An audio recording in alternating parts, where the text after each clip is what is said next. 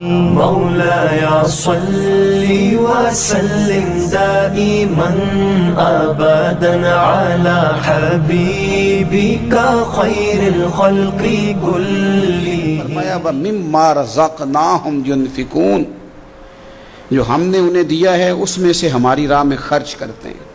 اللہ کی بارگاہ میں صدقات، خیرات، زکوٰۃ، ان کے ساتھ رب کا قرب حاصل کرتے ہیں.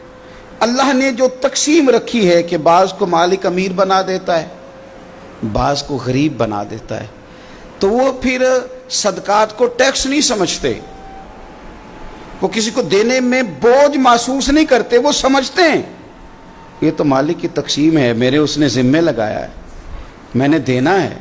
وہ سمجھتے ہیں کہ اللہ تبارک و تعالیٰ نے فضل کے ساتھ میرے ذمہ لگایا تھا کہ میں جاؤں اور اللہ کے کچھ بندوں کو میں اللہ کے دیے ہوئے رزق سے دوں. کچھ مفسرین نے یہاں بات کو اور کھولا ہے، وہ کہتے ہیں رزق سے مراد ہے جو بھی اللہ نے دیا ہے. پیسے دیے ہیں تو وہ اللہ کے رستے میں دے، علم دیا ہے تو اسے بانٹے. اگر کسی کو اللہ نے معرفت دی ہے تو اپنے فیض سے لوگوں کو قریب کرے اللہ کے، وہ پھر وہ علم آگے بانٹے، وہ تقسیم کرے. تیرے پاس جو کچھ بھی ہے نا دیا ہوا تو رب کا ہے، تو نہ بچا بچا کے تو رکھ اسے، تیرا آئینہ ہے وہ آئینہ، شکستہ ہو تو عزیز تر ہے نگاہ آئینہ ساز میں. تو اسے بانٹنا شروع کر، تو دینا شروع کر.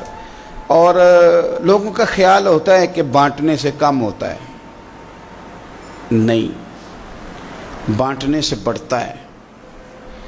کنویں سے سارا پانی نکال لو تازہ آ جاتا ہے، شرط یہ ہے کہ سارا نکل جائے. آپ علم جتنا بانٹتے ہیں اتنا یہ بڑھتا ہے. آپ جب بات کر رہے ہوتے ہیں، علم دے رہے ہوتے ہیں، تو وہ صرف دوسروں پر اثر تو نہیں کرتی. جب آپ بات کرتے ہیں تو آپ کی بات آپ پر بھی اثر کرتی. تو آپ کا علم بانٹنے سے مضبوط ہوتا ہے، وہ دینے سے بڑھ جاتا ہے. اس لیے حضرت مولا علی شیر خدا رضی اللہ تعالیٰ عنہ فرمایا کرتے تھے کہ علم مال سے بہتر ہے، مال کی حفاظت کرنی پڑتی ہے اور علم بندے کی حفاظت کرتا ہے. وہ اس کے گرد حصار بنا دیتا ہے. حفاظت جو اللہ نے تجھے دیا بانٹ اس کے رستے میں. پھر مومنوں کی صفت بیان کی. ایک تو یؤمنون بالغیب، غیب پر ایمان رکھتے ہیں، ویقیمون الصلاۃ، نماز قائم کرتے ہیں، ومما رزقناہم ينفقون، جو ہم نے انہیں دیا ہے ہمارے راہ میں خرچ کرتے ہیں. اور پھر فرمایا والذین یؤمنون بما انزل الیک، اور جو ہم نے آپ کی طرف نازل کیا حبیب وہ اس پر ایمان لاتے ہیں. کتاب کو، قرآن کو سینے سے لگا کے رکھتے ہیں، اس کے ایک ایک حرف کو وہ اپنے لیے دستور حیات سمجھتے ہیں، ایمان لاتے ہیں پختہ. وما انزل من قبلک، اور اس پر بھی ایمان لاتے ہیں جو آپ سے پہلے نازل کیا گیا، آپ سے پہلے جو نازل کیا گیا اس پر بھی وہ ایمان لاتے ہیں. یعنی تورات ہے، زبور ہے، انجیل ہے، اگرچہ کتابیں بدل دی گئی ہیں پر اللہ کی کتابیں تو تھی، ان کے جو احکامات موجود تھے اس پر وہ ایمان لاتے ہیں، ایمان رکھتے ہیں. ایک بات اور بھی یہاں سے ختم نبوت کا مسئلہ بھی حل ہوتا ہے.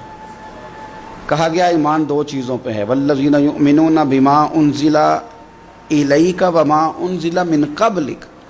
ایک اس پر ایمان لاتے ہیں جو آپ پہ نازل ہوا، اور ایک اس پر جو آپ سے پہلے نازل ہوا. یہ نہیں فرمایا کہ آپ کے بعد بھی کچھ نازل ہوگا. پہلے نازل ہوا جو آپ پر نازل ہوا، آپ کے بعد کچھ بھی نازل نہیں ہوگا.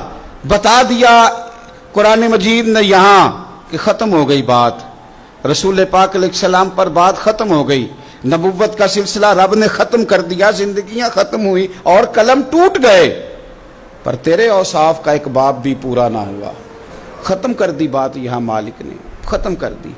اب یہ صفات جن لوگوں میں پائی جائیں کہ ایمان بالغیب بھی ہو، نماز کا قیام بھی ہو، اللہ کے رستے میں خرچ بھی ہو، جو پہلے نازل کیا گیا اس پر ایمان ہو، جو حضور پر نازل کیا گیا اس پر ایمان ہو، تو رب کیا فرماتا ہے؟ فرمایا اولئک علی ھدی من ربہم، یہی لوگ ہیں جو اپنے رب کی توفیق سے ہدایت پر ہیں، اللہ کی طرف سے ہدایت پر ہیں. وَأُولَٰئِكَ هُمُ الْمُفْلِحُونَ، اور وہی لوگ ہیں جو دونوں جہانوں میں کامیاب ہونے والے ہیں.